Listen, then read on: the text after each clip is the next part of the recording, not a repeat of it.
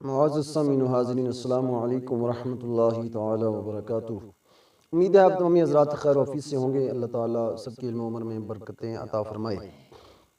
آج آپ حضرات کے سامنے ایک حدیث پاک لے کے حاضر ہیں۔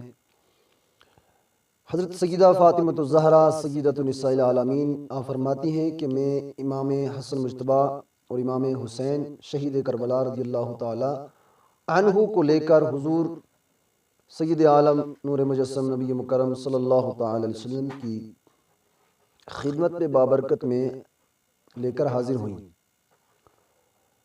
اور حضرت فاطمہ فرماتی ہیں کہ میں نے حضور سید عالم صلی اللہ تعالی علیہ وسلم کی بارگاہ میں عرض کیا، حضور آپ کے یہ دونوں نواسے ہیں، انہیں کچھ عطا فرمائیں۔ تو حضور رحمت عالم صلی اللہ علیہ وسلم نے ارشاد فرمایا، اما حسن فلہ ہیبتی و سوددی و اما حسین فلہ جرأتی و جودی۔ تو آقا دو جہاں صلی اللہ تعالی علیہ وسلم نے فرمایا، حسن کے لیے میری ہیبت اور سیادت ہے، اور حسین امام حسین یعنی شہید کربلا کے لیے میری جرأت اور سخاوت ہے۔ اور یہی وجہ ہے کہ آقا دو جہاں صلی اللہ علیہ وسلم نے امام حسن مجتبی کو ہیبت اور سیادت عطا فرمائی، اور امام حسین رضی اللہ تعالیٰ عنہ کو جرأت اور سخاوت عطا فرمائی۔ اور اسی لیے امام حسن مجتبی رضی اللہ تعالیٰ عنہ کے لیے ہمارے آقا مولا صلی اللہ تعالی وسلم کا ایک فرمان اور بھی موجود ہے۔